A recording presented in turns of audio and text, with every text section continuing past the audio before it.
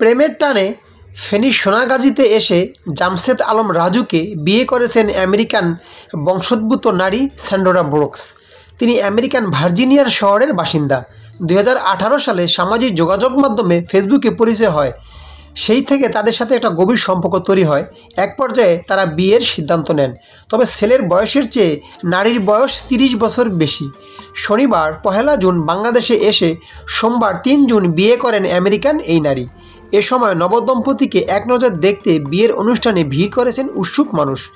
জামশেদ আলম রাজু ফেনী সোনাগাজী উপজেলার আমিরাবাদ ইউনিয়নের পূর্ব সবরপুর গ্রামের মোক্তার বাড়ির মফিজ চেয়ারম্যানের বাড়ি মৃত রুহুল আমিনের ছেলে। তারা 4 ভাই 1 বোনের মধ্যে তিনি সবার ছোট। আর স্যান্ডোরা ব্রুকস আমেরিকান ভার্জিনিয়া শহরের বাসিন্দা। জামশেদ আলম রাজু জানান 2018 সালে মাঝামাঝি সময়ে সামাজিক যোগাযোগ মাধ্যম ফেসবুকে তাদের পরিচয় ও বন্ধুত্ব হয়। এরপর ধীরে ধীরে ভালো লাগা থেকে গড়ে ওঠে প্রেমের সম্পর্ক। এক পর্যায়ে দুজনে বিয়ের সিদ্ধান্ত নেন। সিদ্ধান্ত অনুযায়ী গত 1 জুন আমেরিকা থেকে বাংলাদেশে আসেন স্যান্ডোরা ব্রুকস। সোমবার 3 জুন ফেনী বেস্ট ইন্ডি রেস্টুরেন্টে পারিবারিকভাবে তাদের বিয়ে সম্পন্ন হয়। ইসলাম ধর্মের রীতি অনুযায়ী জামশেদ আলম রাজুর সঙ্গে বিয়ের আগে দিন সকালে স্যান্ডোরা ব্রুকস খ্রিস্টান ধর্ম ত্যাগ করে ইসলাম ধর্ম গ্রহণ করেন বলে জানান তিনি।